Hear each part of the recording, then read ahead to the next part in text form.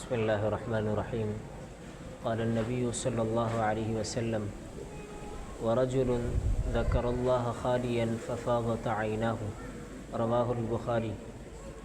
7 وہ خوش نصیب لوگ جو قیامت کے دن اللہ رب العزت کے عرش کے سائے میں ہوں گے کہ جس دن اللہ کے عرش کے علاوہ کوئی سایہ نہیں ہوگا، ان میں سے سب سے آخری نمبر پر اللہ کے نبی نے فرمایا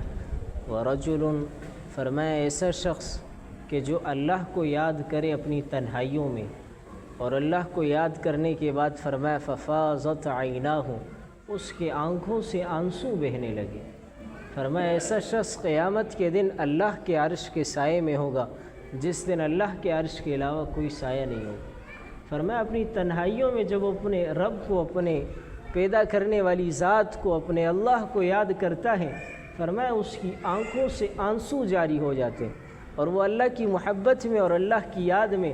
اور اس کے دل میں اللہ کا خوف اتنا ہوتا ہے کہ اس کے آنسو جاری ہو جاتے ہیں۔ فرمایا ایسا شخص قیامت کے دن اللہ کے عرش کے سائے میں ہوگا کہ جس دن اللہ کے عرش کے علاوہ اور کوئی سایہ نہیں ہوگا۔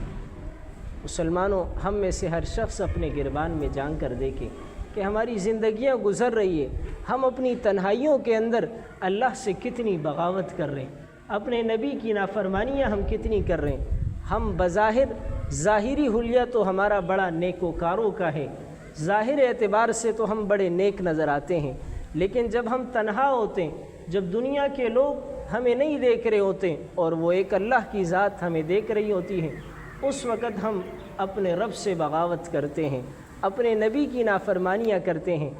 تو اللہ کے نبی نے فرمایا کہ جو تنہائیوں کے اندر اللہ سے دل میں خوف رکھتا ہو اور تنہائیوں میں آنسو بہاتا ہو، فرمایا یہ قیامت کے دن اللہ کے عرش کے سائے میں ہو۔ ہم میں سے ہر شخص اپنے گربان میں جان کر دیکھے کہ میں کتنی تنہائیوں میں اللہ کے سامنے رویا ہوں، کہ جس وقت دنیا کے لوگ مجھے نہیں دیکھ رہے ہو اور اس وقت صرف اللہ کی ذات مجھے دیکھ رہی ہو، اور میں تنہا ہوں، کوئی مجھے نہیں دیکھ رہا، اور میرے آنسو اللہ کے لیے گرے ہوں، اللہ کی محبت میں گرے ہوں، اللہ سے خوف میں گرے ہوں۔ ہم میں سے ہر شخص انسان خطا کار ہے۔